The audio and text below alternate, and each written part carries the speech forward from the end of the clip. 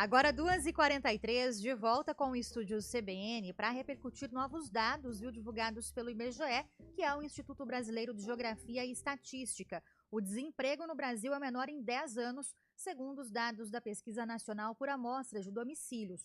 O mercado de trabalho também fechou aí o segundo trimestre do ano com a menor taxa de desemprego desde 2014.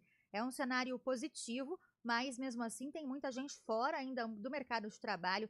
E sobre isso a gente conversa agora com a Eliane Rosandiski, ela que é economista do Observatório PUC Campinas, fala conosco sobre esse assunto. Oi, Eliane, boa tarde, bem-vinda ao estúdio CBN, tudo bem?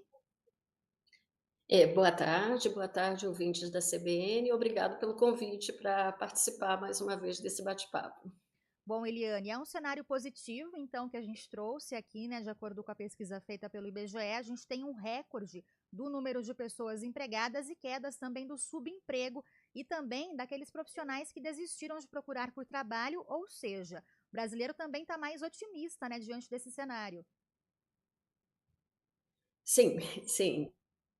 Sempre lembrando, né, que esses dados fazem parte da pesquisa nacional, né, Sim. e a gente sempre tem que ponderar um pouco, tentando entender também a realidade de Campinas, né.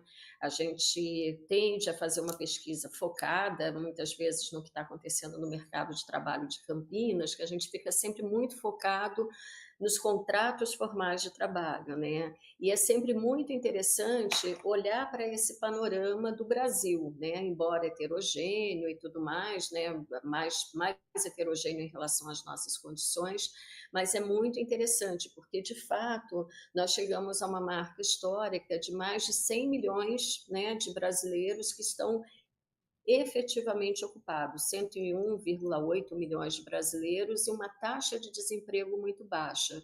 Juntando essas duas coisas, nós estamos enxergando um momento de elevada participação no mercado de trabalho, ou seja, pessoas que estão dispostas, estão conseguindo e muitas vezes estão desempregadas, mas estão se sentindo estimuladas a participarem. Por que eu estou falando disso? Só para a gente tentar pensar um momento anterior ao da pandemia. Existe um indicador que é a taxa de participação, que na pandemia ela ficou abaixo de 60%. Hoje nós estamos com uma taxa de 62%. Isso é um indicador favorável, Pro- né? Professora Eliane, mas também ao mesmo tempo, né, a gente vê muita reclamação a respeito da economia. O número maior de vagas abertas não significa um número de salário maior, né? Tem pessoas aí, claro que a gente está falando que o subemprego diminuiu, mas mesmo no CLT, né, quando a gente tem uma inflação num patamar alto, o valor do salário também não é o esperado pelo trabalhador, vamos dizer assim. Então, nós estamos começando a ter um movimento, aí esse movimento tem que ser olhado. É curioso que a gente está falando em 24, estamos falando do mercado de trabalho, mas a gente olha com o espelho ainda da pandemia. Porque o que aconteceu na pandemia? Você gerou um desemprego muito grande, em especial o desalento foi muito grande, aqueles trabalhadores que não tinham nenhum tipo de proteção trabalhista e tudo mais, ficaram numa situação de muita vulnerabilidade, e quando esse mercado de trabalho retoma, começa, né, a retomar as atividades, o salário, o ticket médio de contratação veio muito baixo, porque havia uma oferta muito grande de trabalhadores no mercado de trabalho e uma possibilidade de uma seleção a um salário muito baixo. Porém, há um dado interessante que nesse último movimento, como o mercado de trabalho está reagindo, e depois a gente pode até fazer uma discussão sobre a qualidade desses empregos, mas como ele está reagindo, invariavelmente está tendo uma subida no valor do salário médio. Então, quando a gente olha também tanto o número de pessoas ocupadas, né, o salário médio das pessoas ocupadas, que daí engloba formal, informal, ou mesmo os trabalhadores ocupados de maneira formal, está havendo uma recuperação. E essa recuperação está assegurando o poder de compra. Então, os salários do contrato formal subiram em torno de 4% em um ano. E os salários dentro do mercado de trabalho como um todo, foi em torno de 5%. Então, essa manutenção está sendo assegurada por uma relação melhor de poder de barganha ou mesmo de impulsionamento do mercado de trabalho. Tanto é que, nesse meio do caminho, esse ano de 2024, parte de uma discussão que começou a ter sobre uma possível volta da inflação estava muito associado a isso. Nós temos um mercado de trabalho que está gerando vagas, que está mantendo um padrão de remuneração, e isso pode se transformar num consumo e, consequentemente, levar a uma pressão inflacionária. Então, até surgiu uma discussão, alguns economistas e tudo mais, falando, não, o mercado de trabalho muito aquecido é ruim, nós temos que interromper um pouco a trajetória como justificativa aí de redução dos juros. Então, é uma discussão que, de fato, nós estamos com um patamar de salário mais baixo, mas ele vem tendo uma recuperação por conta desse próprio dinamismo aí no mercado de trabalho. Eu lembro até, inclusive, que a senhora conversou com a gente dessa história, né? Que a senhora considerava um absurdo alguém falar isso, né? Que mais emprego gera inflação, né? Exatamente, que emprego gera inflação, quando na verdade você pode ter. E quando a gente olha para esse consumo que está acontecendo, a gente consegue entender essa recuperação também no mercado de trabalho. Nós temos um setor de serviços que está crescendo muito, nós temos um setor da construção civil que está gerando emprego, então tudo isso vai gerando uma dinâmica, né, que eu digo que são os efeitos multiplicadores, os efeitos virtuosos aí, que de alguma forma estão puxando o emprego. Se antes nós estávamos puxando um emprego muito informal, que é aquele emprego que vai acontecendo, que as pessoas, que é o que a gente chamaria de um bico, um emprego mais temporário, nós estamos começando a estruturar melhor esse padrão de emprego. Então, isso também é um elemento positivo nessa discussão.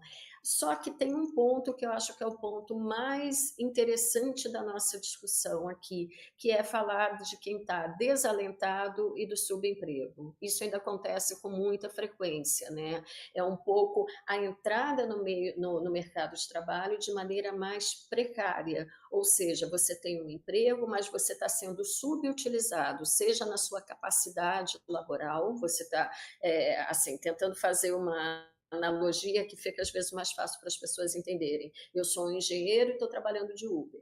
Né? Seria, você tem uma capacidade, mas a economia não está conseguindo gerar o acolhimento necessário para que essa pessoa desenvolva as suas aptidões.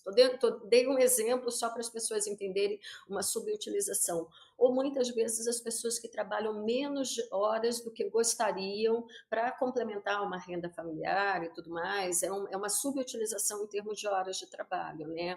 Só que nesse caso, é porque nós ainda estamos, uma coisa que eu também sempre falo, o mercado de trabalho é um reflexo das estratégias de contratação. Então, muitas vezes, ter pessoas um pouco mais capacitadas, um pouco mais capazes de exercer um posto de trabalho não significa que ela vai encontrar um emprego lá na ponta. Nós temos que ter uma economia também com capacidade de geração de postos de trabalho capazes de acolher esse grupo de pessoas. Então, isso seriam os subempregados. E tem um outro grupo que nos causa também um pouco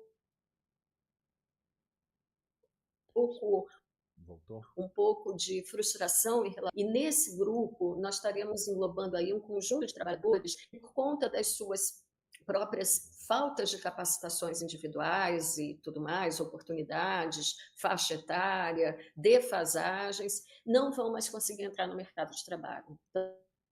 Então, para essas pessoas, é muito mais difícil imaginar que vai poder competir com uma pessoa que tem muito mais capacitação, muito mais habilidades e tudo mais. E muitas vezes o desalentado se torna uma pessoa mais velha, uma pessoa um pouco mais defasada, e outros grupos que não tiveram uma escolaridade, não conseguiram completar a escolaridade. Então, esses grupos, eles têm aí...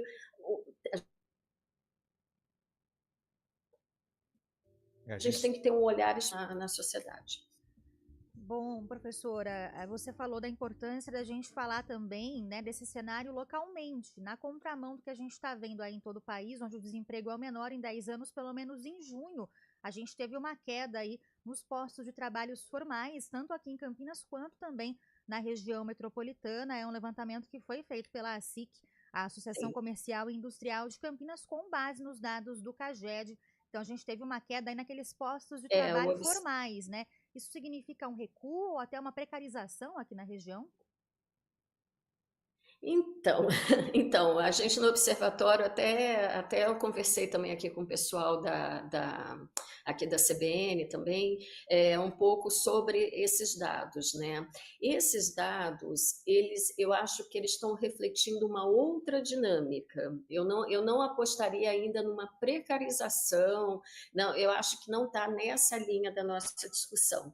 Eu acho que quando a gente olha para os dados de junho, né, que foram divulgados em julho, nós estamos falando de um período de muita incerteza quanto à condução da política macroeconômica. Quando nós estávamos falando desse mês, nós tínhamos acabado de vir do mês de maio, que tinha sido o momento do problema no Rio Grande do Sul e tudo mais, e um temor de que isso poderia encarecer o preço dos alimentos, dada que a cadeia de produção de alimentos tem uma forte presença no sul do país, e isso poderia gerar um problema inflacionário.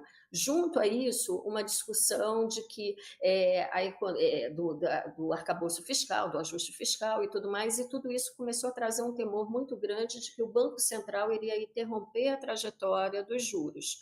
Começou um bate-boca entre o presidente do Banco Central, o executivo, tentando entender para onde isso vai.